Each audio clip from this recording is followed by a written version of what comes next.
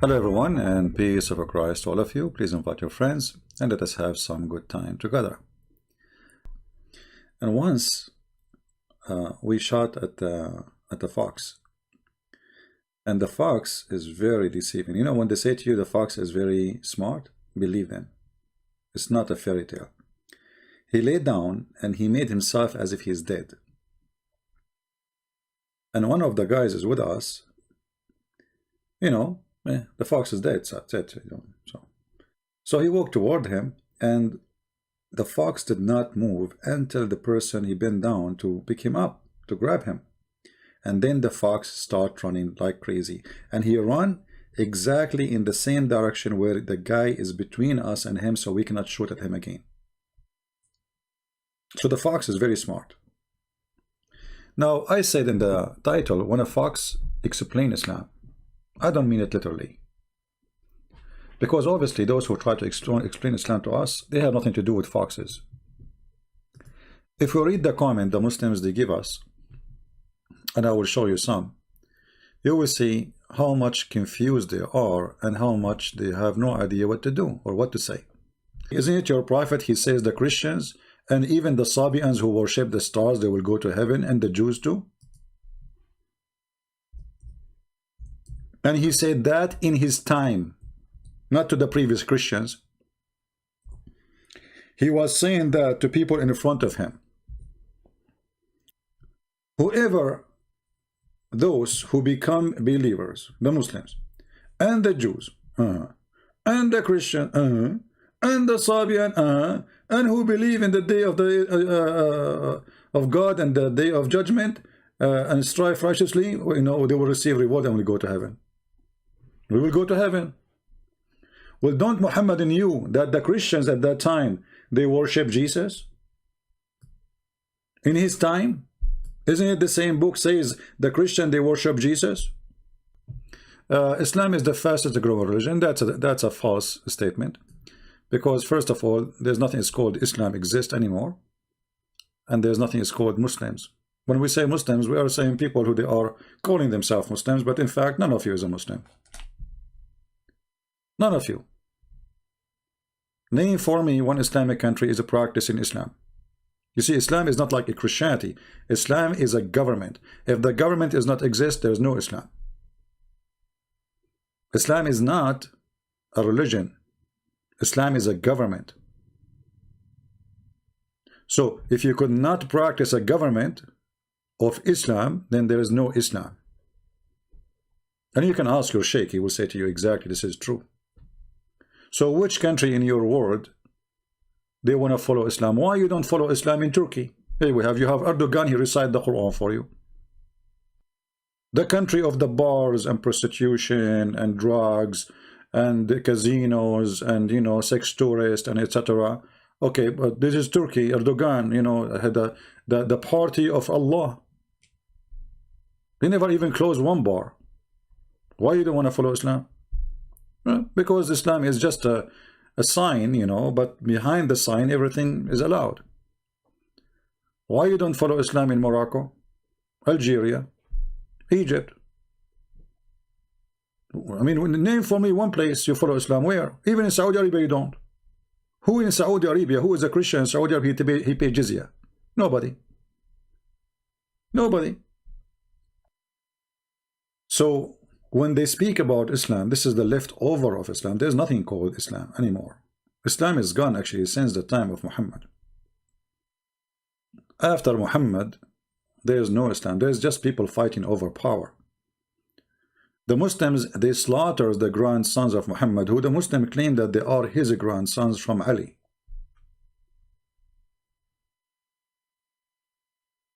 The Muslims killed the caliphate. For Islam is a government. Muslims are fighting over power. They don't care for God. Who killed the caliphate? Who killed Uthman? Who killed all your caliphate? The Christians? No. The Jews? No. The Muslims? Yes. So which Muslims are we talking about? Now we have another Muhammadan saying, Jesus was circumcised, so why Christian not circumcised? I guess circumcised as long you are a person who supports circumcision, can you show me where your prophet did circumcised? How you are a prophet, he told you to circumcise yourself, but he never did. Muslims, Muhammad, he claimed to become a prophet at the age of 40. Where the story of his circumcision? When Jesus, he did circumcision, because first, Jesus is born of the Jews. He is born between the Jews. And he was circumcised in a young age. Circumcision is a must for everyone who is born of the children of Israel. So when Jesus, he did that, he is following the tradition and the law. His family, they are following that. In the same time, Jesus, he made it clear, you know, circumcision made for a reason. It's made for a reason. It's better for health, better for fighting illness and diseases, especially at that time. So it was made for a reason. It was, you know, God do not care for little tiny piece of skin in your private part. This is not for God. You are not doing it for God. You are anything God, he said to the person to do, he asked him to do for his benefit. And that's why Jesus said about Saturday, he said, Sabbath was made for the man, not the man was made for Sabbath. God don't care really for the day, he cares for you. The day is made for you. So God, he knew that some people abusing his authority, you know, forcing their servant to work 24 hours, 7 days a week, and they give them no break. So enforcing the Sabbath was for the benefit of the man, against the greed of the man. Otherwise, God don't care really. You want to work 7 days a week, go. So when a person became so silly and he tried to focus in something, let us focus in it. Why your prophet did not do circumcision? Yet he is claiming that he is following the step of Moses, and even he ordered you to circumcise yourself and even to circumcise women. And I want to know where Muhammad he got women circumcision from. Is that from Moses? Why in the world you want to circumcise a woman? What for? The man's circumcision was for health issue. The women's circumcision for what? And you circumcise what? And I will go with you now. As long you are talking about circumcision, which is given to Moses, Allah, he gave the Jews order to keep the Sabbath. Why you don't follow the Sabbath? Why you Muslims, you claim that Muhammad is following the step of Moses? How come Sabbath is not important for you? Sabbath is important for us as a Christians. Sabbath is any day you designate for God, not only Saturday. But it can be Saturday. However, how come Muhammad he skipped the Sabbath?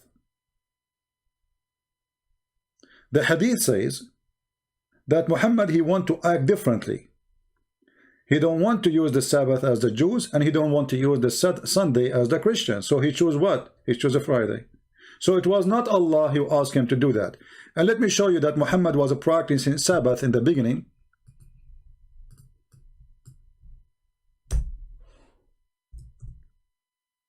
Because he lived, you know, he did live with the Jews.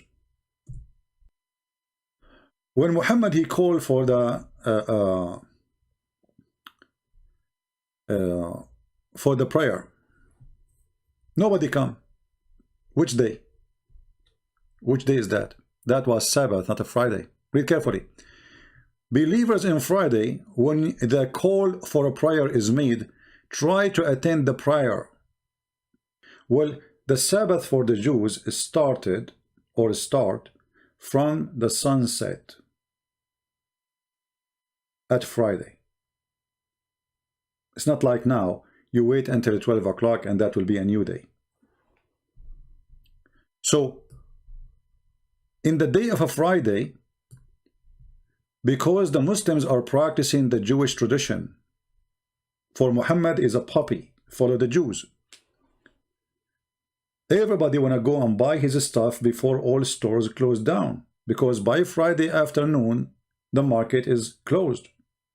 So in Friday nobody come to pray. Why? Because Friday is going to be Saturday soon. So Muhammad, he had to make a special verse for a Friday prayer. Why the Muslims are not coming? I mean, why there's no problem in Thursday? The Muslim, they pray 5 times a day in the mosque, not only in Friday. These people, they think it's only Friday. No, they have to pray. It's better to pray Jama'ah, which means group, in the mosque 5 times a day. So why only Friday was a problem? Because in a Friday the Jews will shut down, and Muhammad was following the Jews. This is why Muhammad, he was praying toward Jerusalem. He is a Jewish puppy. He tried to imitate the Jews and to look like a Jew, to act like a Jew, but he's not, and the Jews refused him. If you ask the Muslims, Muhammad was praying to which direction before he prayed to the Kaaba? They will say to you, Jerusalem. Why? Why you are praying to Jerusalem and the Kaaba is next door to you? In chapter 2, verse 144. Let us open the screen.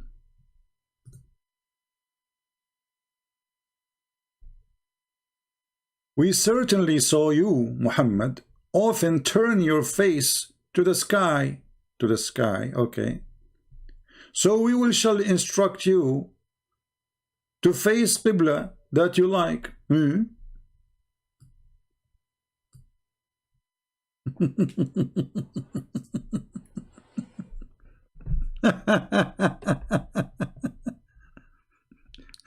So at that time Muhammad was praying in which direction? Where he was? He was praying to India? All those years Muhammad praying to where?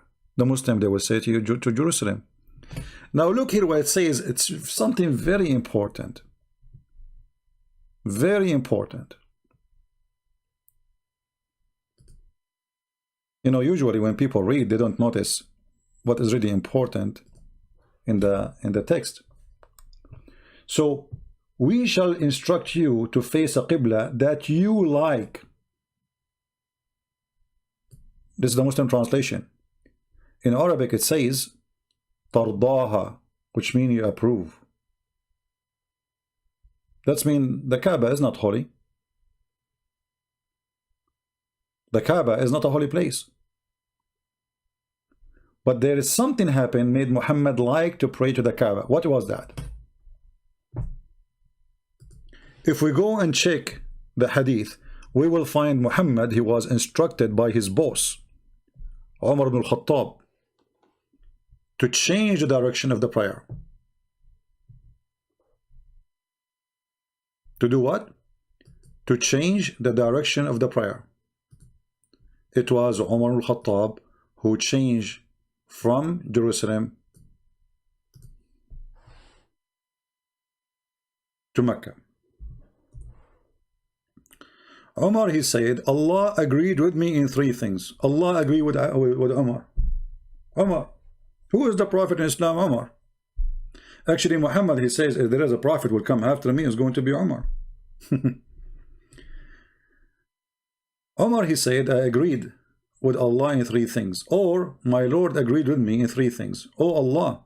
And etc. He count how many of them. Okay, what is exactly Allah he agreed with Umar? The divorce and the exchange of the wives of Muhammad, the hijab, and the Kaaba. I said, O Allah Messenger, would that you took the station of Abraham as a place of a prayer? Who said that? Umar. Muhammad was not praying to the Kaaba. And here we go, Umar saying that Allah agreed with me. So Muhammad, the scam Muhammad, he took the advice of Umar. And he made a verse saying, Allah, he told me to pray to the Kaaba. But in fact, it was Umar. All those things you see in front of you, it was from Umar, including the hijab.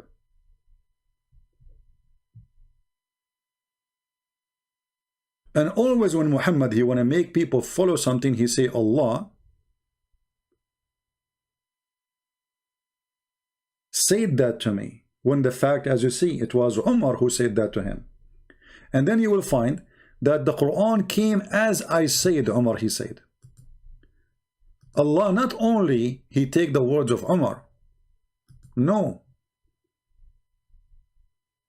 Allah he copy it. So the verses came down as I said.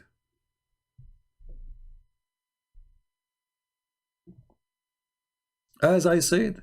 Why Allah he is taking the word of Umar as he said? Any Muslim can tell us? The Muslim, they say to us that nobody can make Quran like the Quran. And then we find that Allah copying Umar word by word. But Muslim, they say nobody can make Quran. And then we find that Allah taking the Quran from Umar word by word. And here you see something very important.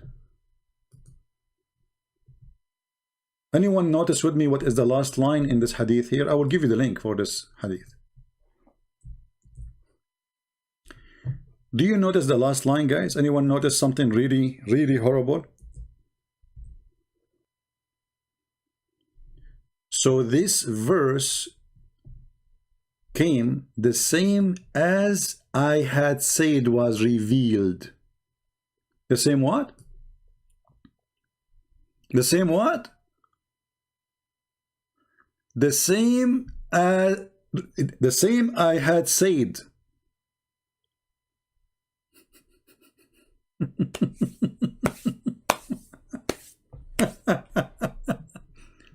But remember, nobody can make Quran. So Allah is copying Quran from Umar. So Muhammad the scam, he took what Umar said and he made a Quran, as simple as that. So the verse revealed the same as I have said. I mean, do you want more proof? So everything your prophet is a scam. Your circumcision is a scam. He's copying the Jews. Your salat is a scam. Your fasting is a scam. You know, Muhammad he came. He said to the Jews, "What is this? What you are fasting? What you are fasting?" He said, "This is the fasting when Moses he crossed the sea." He said, "Oh, I am more close to Moses than you," and he started fasting it. No, what? So it's not Allah who told him to fast it. Have you ever heard of a prophet of God? He fasted just because he heard a Jew saying, "This is when Moses crossed the sea. We fasted." The book of fasting, the day of Ashura. The day of what? Ashura. Now the Muslims are even confused about Ashura. They don't even know this is the day of the Jews or this is the day of the pagan. They are, you know, what a cult. Ibn Abbas said, Allah pleased with him, reported that Allah Messenger came to Medina. Medina, remember, the name of the Medina was not Medina. Medina is just a word, means city. Very silly name. It was Yathrib. Muhammad later, he changed the names. He came to the Medina and he found the Jews observing the fast of the day of Ashura. The Jews were asked about it and they said, it is the day which Allah granted victory to Moses and his people, children of Israel, over the Pharaoh, and we observe it, fast out gratitude to him. Upon this, the Messenger of Allah said, we have a closer connection with Musa than you. And then he command and observe the fast of that day. How you are a prophet of God? Shouldn't you receive an order from your God? Maybe this is tradition is false. Maybe you should not do that. Shouldn't Muhammad wait for Allah to say to him, fast that day? This is fasting. This is not a joke. Just because the Jews are fasting that day, Muhammad, he make it a fasting day. And yes, Abi, this is a pagan day? The Muslims are confused. If you search for the word Ashura, like here it says the Jews were fasting, right? But if we search for Ashura, we will find that this is not the day for the Jews.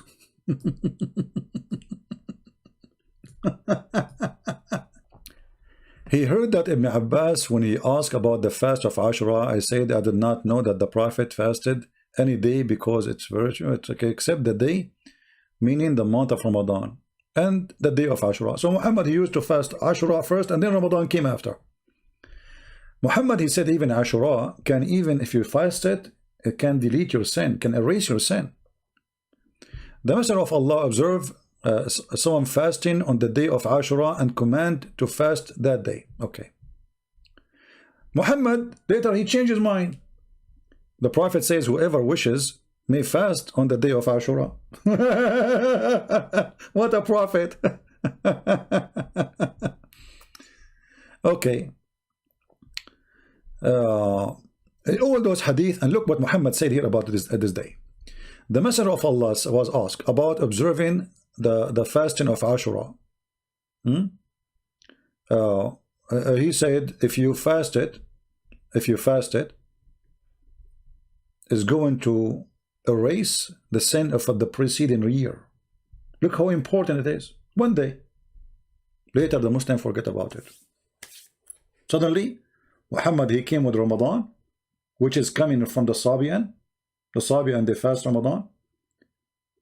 And he canceled. This is why he's saying whoever wants you, if you wish, fast it. But how it was, I mean, where Muhammad, he got this information from? He just learned from the Jews to fast this day. If this guy, he learned that this day is a Jew fasting day, how he come to know that if you fast this day is going to erase your sin for the preceding year? You see the scam?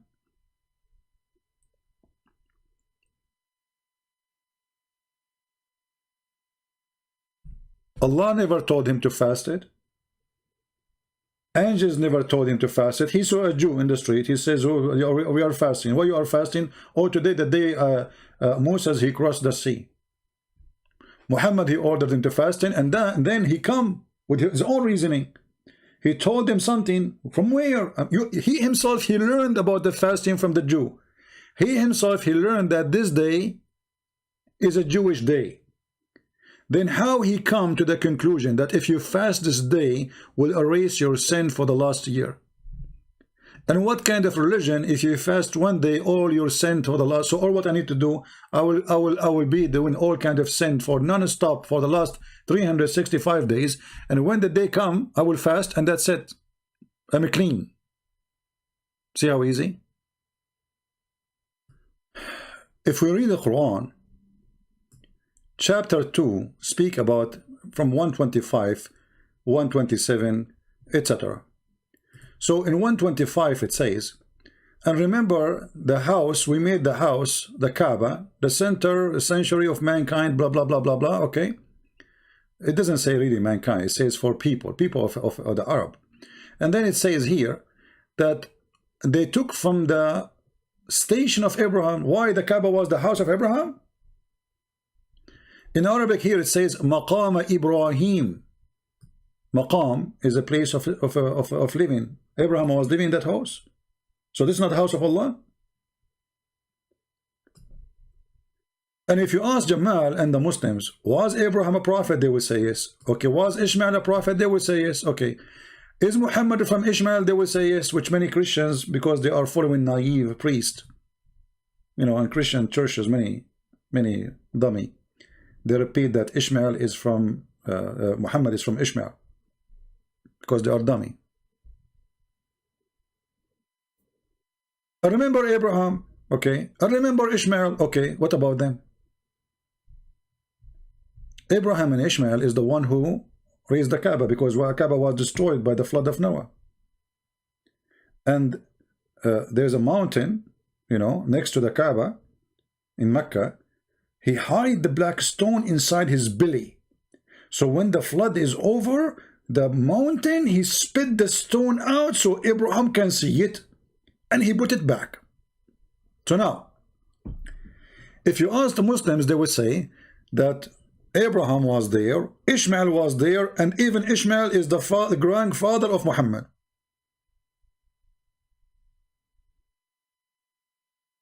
So how you explain to me this verse? Let us read and love. Was Ishmael a messenger of Allah? They say yes. To who? They say to the Arab. He is the father of the Arab. But in chapter 34, verse number 44, it says, there was nobody before Muhammad as a messenger of Allah in Mecca. Read it and love. Read it and love. We did not send to them, who? The Arab, any book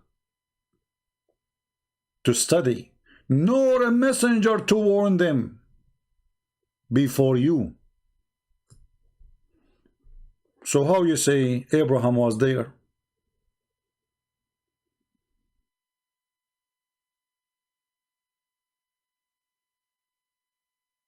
Any Muslim? How you like yourself saying Abraham was there and Ishmael was there, and now this verse saying there's nobody before Muhammad came to the Arab and to Mecca specifically here?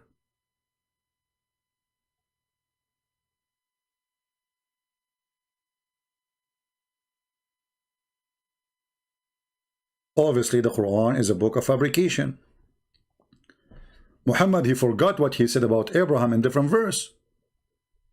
So if we go to chapter 2, verse 125, 126, 127, we will see that Abraham was there. And then from his seeds, supposedly are the Muslims. Because Abraham, he said, make us Muslims. And make our offspring should be Muslims. Okay. And the Muslim, they say that Abraham is the grandfather of Muhammad. Okay.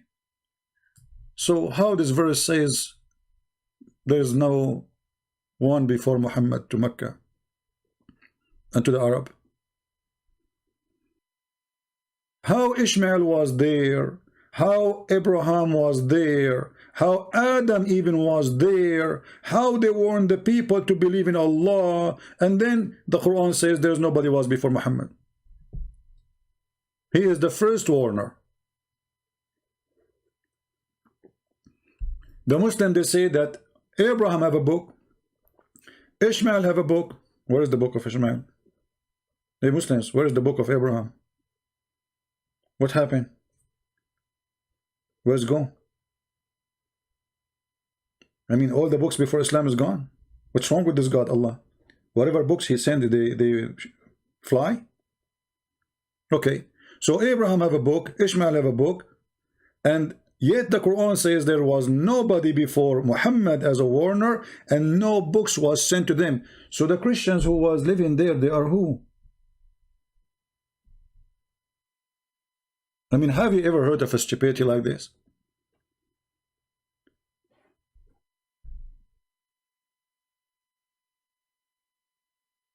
The Christians who were living there, according to the Muslims, if those people there, they never have a book. So what the Quran says, we send the Isa, the Injil, and there's a Christians, and Khadija was the niece of Waraq ibn Nawfal, or the supposedly he is like her uncle from, like, you know, little bit far, which is really the real father of Muhammad, but he was a priest, supposedly, according to Muhammad.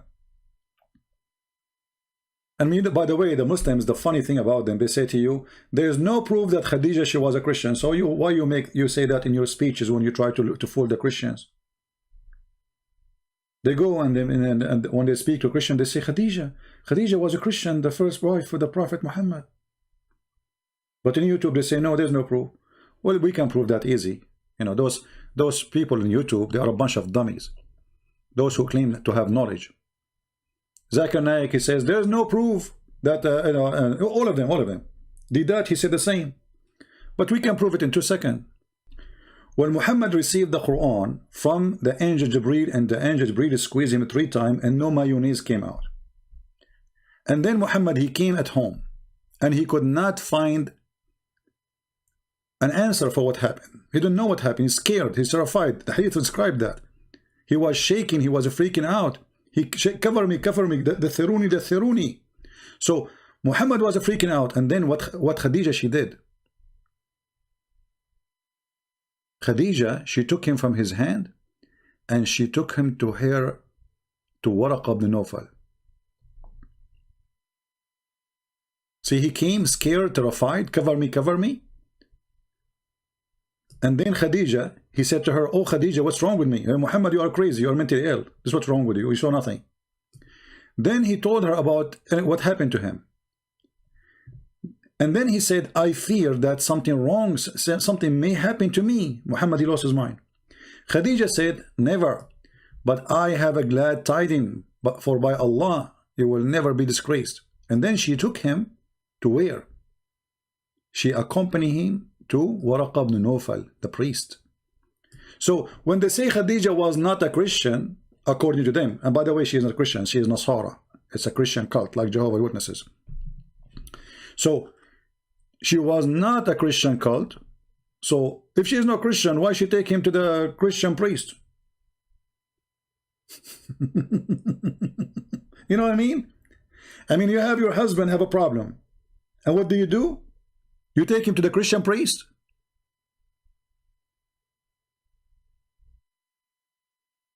Do you understand what I'm saying? You take one of your family to a priest if you are a Christian, and he himself have to be Christian too. Otherwise, how even Muhammad he agreed to go with her to someone who is a Christian? In this case, it was Nasara, which is a Christian cult. Hello? Hello? Yes, Mr. Jamal, how are you doing, my friend? Hi, I'm doing good. How are you? I'm fine. So what do you like to say to us about your religion? Go ahead. So yeah. what are your claims? Your claims that the prophet Muhammad isn't a prophet. Well, when you say a prophet, can you give me a prophecy he said to make him a prophet? When you say somebody is a prophet, he prophesied. Give me, here we go, the Quran in front of me. Give me a prophecy Muhammad he said it's come to be true.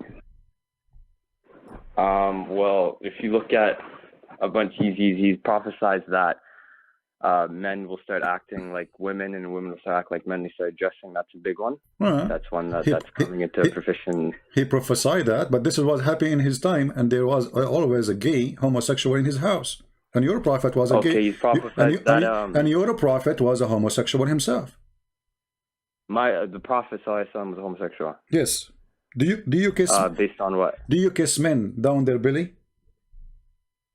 I do not personally, and I've never seen anything in either the Quran or the Hadith that All right, here we go. That says that. Well, this is your prophet hugging and kissing a man, exchanging kissing and hugging, and where they are kissing down their belly. Read carefully. Abu Abdul Rahman, etc., quoting blah blah blah. It's here. It said, blah blah blah blah blah blah blah blah blah. Okay, and then it says, while he was giving to Justin and was talking to the people and making them laugh, the prophet poked him under his ribs with a stick. He said, "Let me take retaliation." He said, "Take retaliation." He said, "Huh, you are wearing a shirt, but I am not."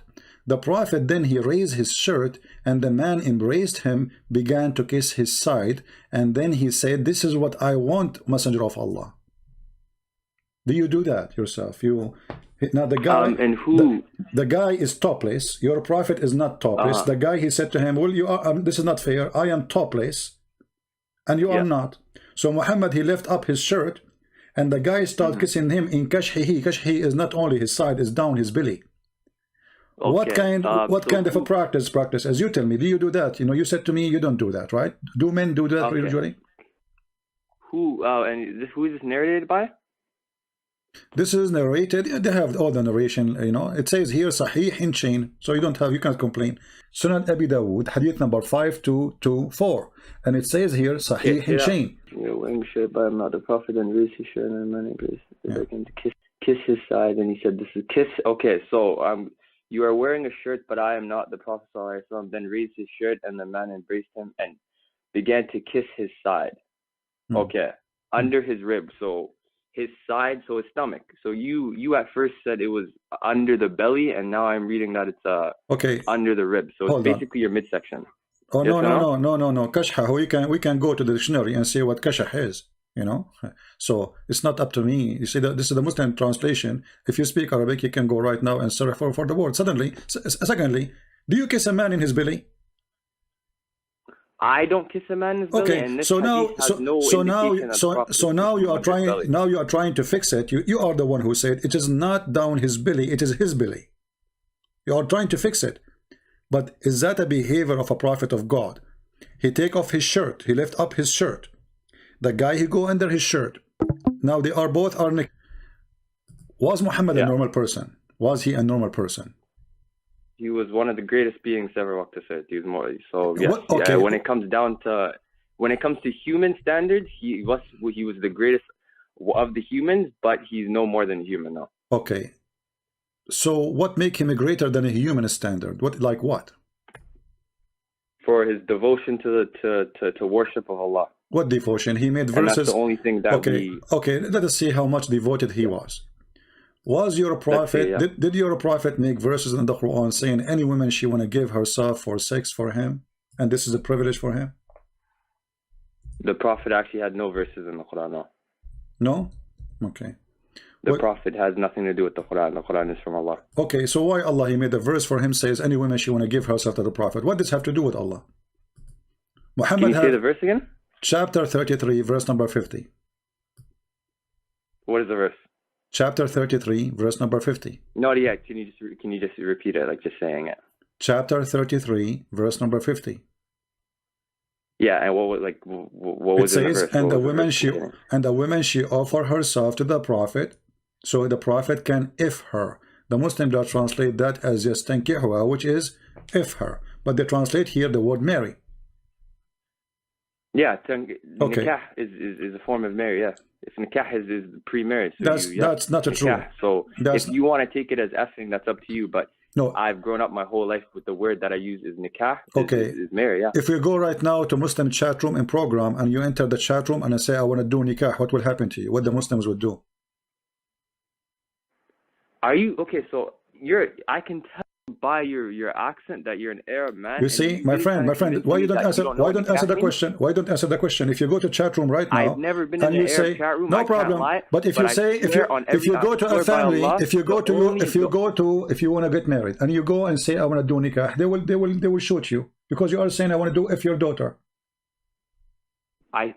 Personally, I've never used the word nikah in that manner. I don't know what chat rooms you're going in, brother. So thank you. So you agree, you Muslim, you don't use it. Why? Because it's a dirty word. Secondly, why Allah? No, it's not nikah, brother. Nikah. Okay. Are you trying to? Okay. I speak Arabic. Are you trying to tell me that nikah doesn't mean marriage? That's wonderful. As long as you speak Arabic. I want to make you. I don't speak too well. I speak decently, but I know enough that nikah is the Islamic version, I guess, the Islamic version of marriage. You get a nikah before you marry them. All right, no problem. Let us try to prove that if it's true or not. Now I will give you the book of Al-Qurtubi.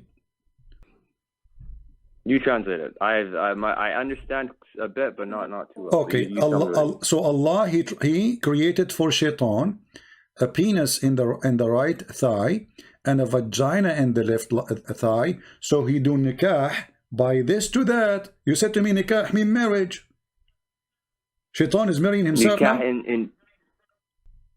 What is this hadith called so I can search it up myself? My friend, I'm giving the reference. I give you the link. This is Al-Qurtubi 10 page number 420. All right, and you can go to volume 1, page number 291 as it shows on the screen. Yes. What make him prophet? You know, when you say somebody is a prophet, what make him prophet? what made him a prophet is the message that he got from Allah. And what is that? I mean, a prophet, somebody is a prophesy, right? Somebody tell us about the future. Not only he give a message, I can give you a message now, claim to be a prophet too. No, you have to define a prophet. What does a prophet mean to you? Because a prophet is not what it means in English. A prophet in English is someone that prophesizes what happens in the future. But in Islam, that is not the definition of a prophet. So what is in Islam then? In Islam, a prophet is a Nabi, and it's different from the English meaning of the word prophet. My friend, the word Nabi in Arabic, it's coming from the word tanabba'a, which means he tells the future. Yes. He told the future, so it's the same. No. It does not mean that he tells the future. So this is khata. How? It comes from the word naba, khabar. Okay. It comes with a khabar. It comes with a khabar with the information. No problem. So we can say, okay, so I can understand from you right now, according to you Muslims, Muhammad is not a prophet. Muhammad is a news teller. No, the Prophet ﷺ is a Nabi. He's exactly. Not. If we're going to speak in English, English was not the language that the religion was revealed in. We speak in Arabic. No problem. But you just told me the Prophet is a Nabi. But you just told me that he don't tell the future. So he tell what? He tell just the news, correct? Okay. So what Muhammad told you to make him a prophet according to you, like what? He said he received the revelation from Allah. That is what made him a prophet. Okay, what is the revelation? What is the revelation he received? You don't know the revelation? Yeah, what revelation? What he did? The Quran. What is the Quran? What is the Quran telling us? The Quran is telling us about, it guides us towards the straight path. It tells us about what happened in the past. It tells us about what happened at the time of the Prophet ﷺ. It tells us about what will happen in the future. Like what? Give me an example. Here we go. Run away. We will take one last time call. Jamal is asking me to call him. Yes, Jamal. Do you have to say something to say? So are you talking about why they can't be prophets, or why? Yes. Because why? I'll tell you what. Yes. That specific. And let me search for the video. Why are there no women prophets in Islam? If by prophets you mean that a person who receives the message and who acts like a leader to the people, then I can say for sure that in Islam we have got no women prophets. And I think it's right, because if a woman has to be a prophet, the Quran clearly states that man is the leader of the family. So if the man is the leader in the family, how can he lead the whole people? How can a woman lead the whole people? Come to the second part. A prophet has to even lead the congregational prayers. And as I said earlier, that there are certain postures like Qiyam, Ruku, Sujood, standing, bowing, and doing the Sujood prostration, which if a woman prophet does, the congregation behind will get disturbed. Did you hear it? So if she's a prophet and she's bowing down, then all the Muslims will look at her ass. Did you hear it? Okay, number one, if a woman gets pregnant, she will not be able to do her duties as a prophet, i.e. go out and preach and deliver the message. Okay? Oh, hold on. Was Muhammad a Bretnet? Was Muhammad a Bretnet? Was Muhammad a what? Bretnet? What does that mean? You're saying if a woman, she is a Bretnet, she cannot do her duty. What's her duty? To deliver the message? Yes. She cannot talk? Okay, you try telling a pregnant woman to go out in every single day and do the duties of a prophet. And don't forget, a prophet's duties what is the duty of the prophet? Completely to the people. Your prophet was spending his day having sex with the women. So he's still with the women, between the women. Is that right? Okay, here we go. Let us see. You have your narrations, I have mine. Okay, according to my narrations, no, the Prophet Muhammad was spending his nights in prayer and spending his day going from door to door trying to figure out if the people were hungry and if the people had problems. Let us see if this is true. This is the hadith in front of me. It says that the Prophet, he spent his day having sex with his wife and he don't even wash. Is that correct? He don't even what? He don't even wash. He wash at the end. He go and he have sex with all his wives in one day. Yes or no? Is that a duty of a prophet? A prophet who have no time except to Allah. Why he have too many women? Read with me hadith. This is Al-Bukhari. Oh, the hadith number is Sahih al-Bukhari, hadith number 268. 268. Yes. Okay. Alright, sorry, you can read it. Go ahead. Alright. The Prophet used to visit all his wives in around during the day and night, and they were 11 in number. I asked Anas, had the Prophet of Allah strength for it? Anas replied, we used to say the Prophet is given the strength of 30 men. Alright. So what do you think? I never defined the duties of a prophet. You gave me your example of what the prophet was no, you said the women she have to do the duty. She have to do the duty, you know, of a prophet. Okay, what is the duty of a prophet? What Muhammad was doing? Muhammad was having sex. I told you, it's deliver the message. Okay, Muhammad was delivering the message when he was going to 11 wives in one day, one night, and he was doing boom boom. See, this is the beauty of Islam. You have to understand that the prophet is a human being at the end of the day. Is that a human? And is that a behavior of a human being to sleep with 11 women in one day? To sleep with 11 women? Where does it say in the hadith that he slept with 11 women? It says in front of you. I give you a hadith. What's wrong with you? Your prophet used to, even it's mentioned here additional, that he used to do only one time wash. He washed only once. The messenger of Allah used to have sexual intercourse with his wives with single bath. Another hadith, here we go. The Prophet used to have intercourse with his wives one after another with a single bath agreed upon